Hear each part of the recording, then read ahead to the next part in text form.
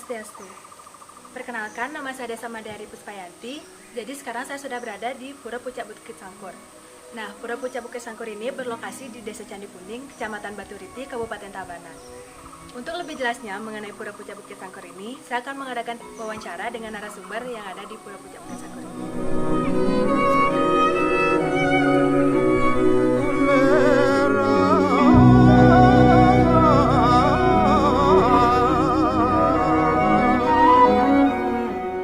Nah, baik, di sini saya sekarang sudah bersama dengan narasumber kami, Om Swastiastu, Bli. Om Swastiastu. Kalau boleh tahu dengan siapa? Saya dengan Agung. Oh, dengan Bligong ya. Jadi begini, saya ingin mengetahui lebih dalam, lebih rinci lagi mengenai Pura Puncak Bukit Sangkur ini. Ya. Nah, kalau boleh tahu, kenapa pura ini diberi nama Pura Puncak Bukit Sangkur? Nah, kalau boleh tahu juga apa ada asal-usul dari puranya ini dulu itu, Bli? Bagaimana, Bli? Jadi Pura Puncak Bukit Sangkur itu yang berasal dari namanya itu pura ini ada di Bukit Sangkur. Nah, itu untuk namanya.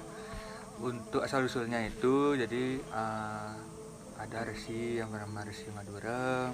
Beliau dari Jawa Timur, dari Gunung Raung. Jadi beliau ini mendapat pawisi gitu. Pawisinya itu berupa cahaya di lokasi pura ini gitu. Jadi beliau ke sini dari Gunung Raung ke sini, ternyata memang pawisinya itu semakin jelas bahwa beliau ini disuruh untuk membuat pura gitu di sini. Habis itu beliau membuat pura di sini. Habis itu semakin berjalannya waktu kan, banyak murid-murid yang ingin belajar sini bersama beliau gitu.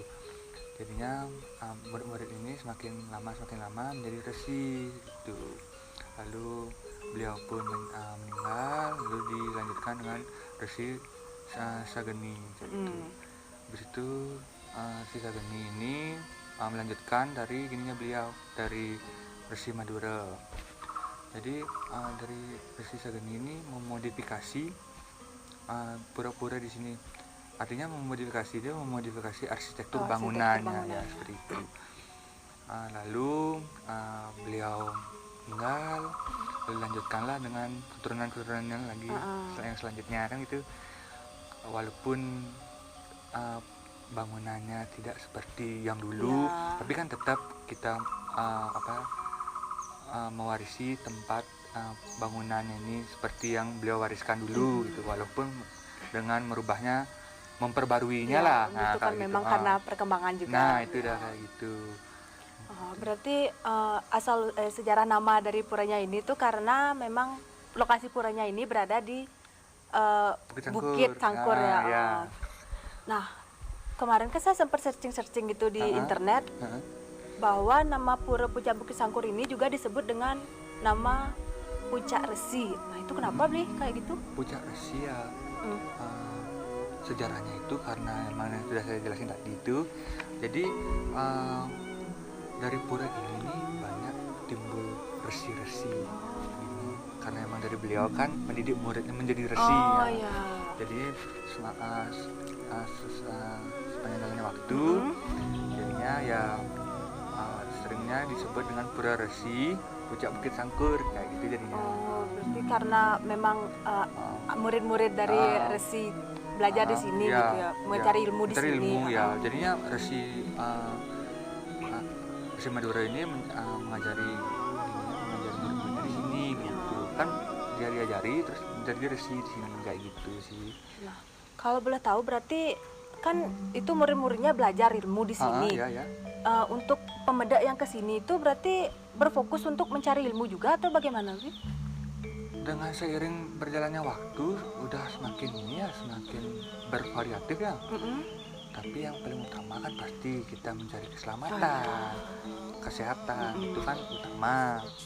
Tapi dengan seiring berjalannya waktu, banyak juga yang kesini itu nggak cuma cari ilmu, kayak nyari persetujuan jabatan itu. Contohnya kayak gini, jadi ada DPR gitu, ingin mencalonkan lagi,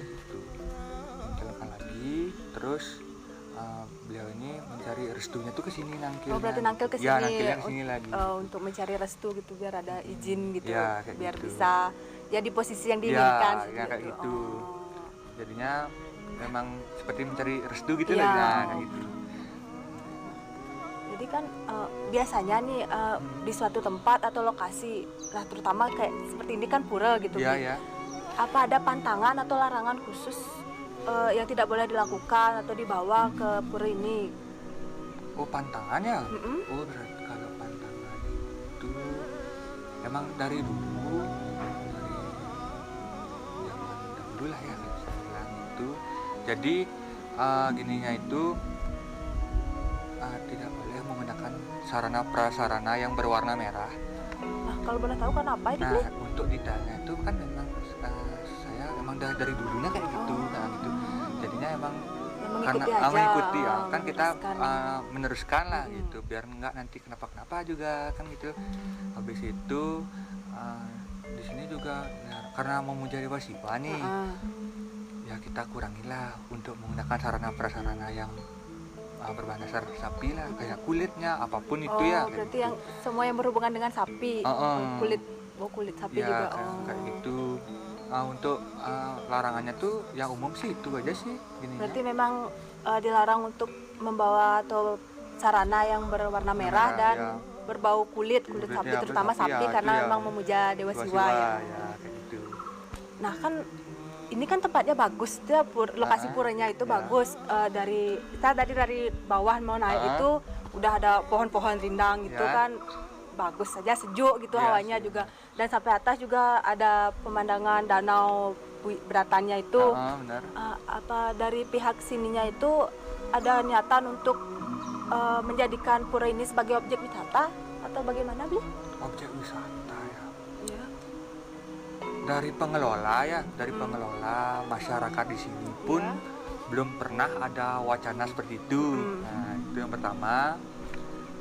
Dan saya pun berharap nggak akan ada jadi objek wisata, karena apa? Karena saya punya alasan saya sendiri, yaitu ya saya takutnya wisatawan yang tidak tahu, misalkan kayak gini, haid nih, misalkan haid Ya. datang ke dalam gitu.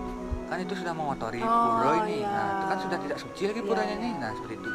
Makanya saya kan mencegahnya ya dengan tidak ada pun kan pura ini tetap berdiri. Oh, Nah, iya. kayak gitu maksud saya sih. Kayak gitu. Ya, berarti untuk saat ini belum ada niatan untuk menjadikan pura ini objek wisata seperti itu ya, Bi? Belum sih, Oh. dari pengelola maupun masyarakat belum ada juga kayak gitu. Jadi sekian saja wawancara kali ini. Terima kasih sudah mau menemani saya wawancara, sudah menjadi narasumber. Apabila ada salah kata dari pertanyaan saya tadi atau kata-kata saya yang salah, saya mohon maaf. Dan akhir kata saya tutup dengan Parama Santi.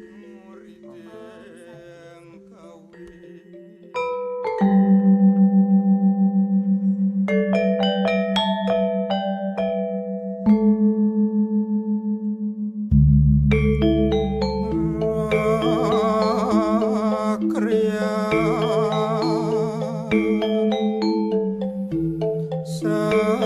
Sang Saksa